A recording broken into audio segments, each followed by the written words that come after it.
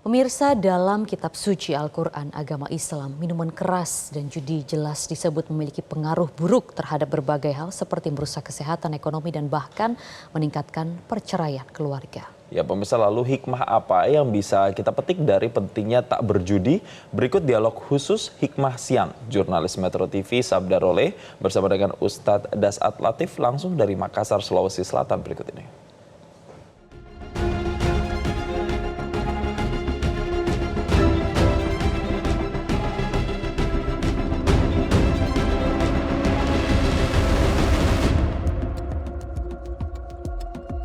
Pemirsa, saat ini saya sudah bersama dengan Ustadz Dasat Latif. Kita akan membahas terkait dengan fenomena judi online di Indonesia ini. Ustadz, sebenarnya judi online ini Ustadz, seperti apa pandangan Islam tentang judi itu sendiri dan apa bahayanya? Ya, pertama sudah jelas dalam Al-Quran dijelaskan innamal khamru wal maisir rijsun min amalis syaitan fajtanibuhu la'allakum tuflihun.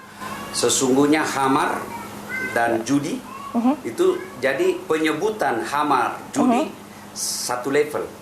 Khamar dan judi. Khamar, okay. Mabuk. Sifatnya khamar dan judi itu sama. Makanya Allah membarengkan penyebutannya. Khamar judi. Apa sifatnya? Satu, memabukkan. Okay. Ya. Yang kedua, menghilangkan akal sehat. Dan yang ketiga, merusak ekonomi. Okay. Keempat, merusak kehidupan sosial. Nah, ini bahaya dari khamar dan judi. Nah, karena itu jelas disebutkan dalam ayat tadi, sesungguhnya khamar, judi, rijsun. Rijsun itu kalau di bahasa Indonesia kan bapak moyangnya dosa. Bapak moyangnya dosa. Kan orang kalau mabuk dia bisa berzina, dia bisa membunuh. Nah, orang kalau juga mabuk judi, dia bisa mencuri, dia bisa menipu istrinya, bahkan bisa membunuh istrinya. Maka dikatakan rijsun, bapak moyangnya dosa, min amalis syaitan, perbuatan setan. Ganda ini hukumannya. Sudah bapaknya dosa, disebut lagi perbuatan setan, fajtanibuhu la'allakum tuflihun. Jauhi, kata Allah, agar kamu termasuk orang beruntung. Dengan cara ini Al-Quran sebenarnya memberi rumus bagaimana menang judi. Menang judi satu caranya berhenti. Jadi selama masih ikut judi, pasang slot, tidak bakal menang. Dan menurut analisa saya, yang ya saya tidak ahli teknologi, tapi saya tahu sedikit lah. Kalau judi teknologi tidak bakal menang. Kenapa? Dia bisa atur itu angka-angka. Oke. Ya, jadi digitalisasi angkanya itu dia pasti sudah atur. Nah, karenanya bandar-bandar judi itu dia pancing orang. Misalnya 10 kali judi, nah kasih menang kok 2 kali, nah kasih kalah kok 8 kali. Dia atur angkanya. Kenapa dikasih menang? Supaya makin penasaran. Maka pasti orang yang penjudi tidak akan pernah menang dunia apalagi akhirat. Maka kesimpulannya berhenti karena dia merusak akal sehat, merusak keluarga, dan berapa bukti yang kita lihat cerai. Saya lihat datanya kalau di Jawa Barat itu makin tinggi perceraian gara-gara perjudian. Yang kedua, merusak sendi kehidupan sosial. Dia akan menjadi pencuri, dia akan menjadi penipu, dan pada akhirnya dia merusak orang lain dan dirinya sendiri, bunuh diri. Jadi tidak ada yang diuntungkan di sini. Tidak ada yang diuntungkan. Saya kalau bisa, ada pemirsa yang bisa melihat ini, saya mau mengajak, membuktikan mana orang yang kaya gara-gara judi. Gak ada ya? Gak ada, yang ada bangkrut. Mungkin dia kaya sesaat. Mungkin ya saya istilahkan tadi, menang 2 kali, kalah 8 kali. Menang 1 juta, kalah 10 juta. Dan tidak mungkin. Bagi kita orang beriman, kesimpulannya, tidak mungkin Allah haramkan sesuatu kalau ada faedah di dalamnya. Dan tidak mungkin Allah halalkan kalau memang ada keburukan di dalamnya. Jadi bagi orang beriman, apa yang diharamkan Allah hindari agar kamu termasuk orang-orang yang beruntung.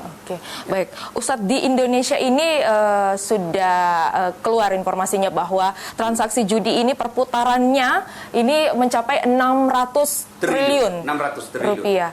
Kalau dipikir-pikir nih Ustadz, 600 triliun itu uangnya luar biasa, bisa dikemanakan saja Ustadz? 600 triliun itu bisa membangun IKN. 600 triliun itu andai saja dimanfaatkan untuk negara, ya sudahlah, bukan untuk membelanjakan fakir miskin sajalah seperti itu ya, tapi untuk kemaslahatan umat. 600 triliun, berapa sekolah yang bisa jadi? berapa pegawai-pegawai honor yang bisa menikmatinya, ya. Kemudian berapa puskesmas kampung yang bisa kita bangun. Yeah. Nah, ini berarti di negara kita ini banyak dana yang berkeliaran, banyak dana yang bisa dimanfaatkan oleh negara. Cuma pemanfaatan dana ini salah guna. Banyak akhirnya menjadi ke luar negeri yang 600 triliun ini itu karena judi ilegal, judi online ini. Nah, lebih parah lagi, saya baru-baru membaca berita di berita medsos, ternyata menurut temuan PPATK, 1.000 anggota DPR pelaku judi online. Wallahu alam, apa dia bercanda atau memang hobi? Nah, itu saya tidak tahu. Yang pasti ini sudah termasuk perbuatan amoral. Bayangkan kalau orang yang mengatur dan membuat konstitusi, lalu dia termasuk pelaku-pelaku judi, bisa dibayangkan bagaimana moralnya mereka, kehancuran negara yang bisa diakibatkan. Maka bagi saya pendakwa, tugas saya amar ma'ruf nahi mungkar bil lisan. Saya hanya bisa pidato, saya hanya bisa bikin konten, jauhi judi. Tapi itu tidak seefektif kalau pemerintah bertindak.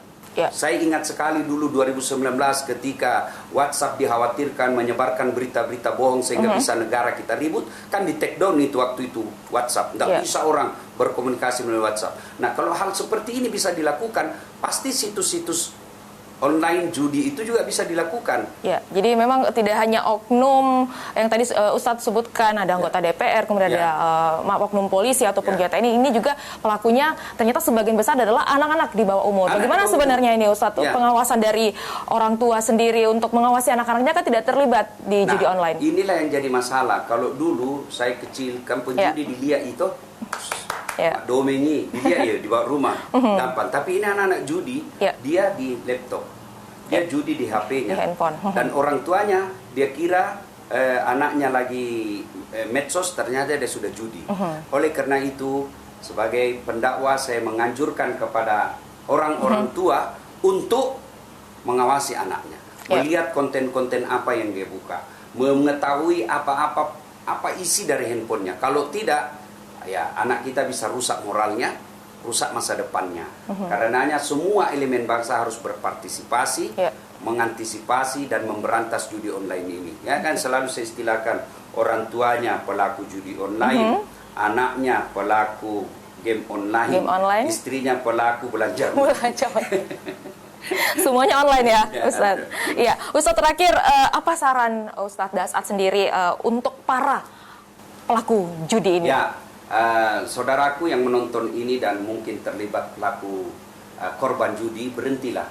Karena tidak ada orang yang baik hidupnya karena judi, namun yang pasti sengsara hidupnya karena judi.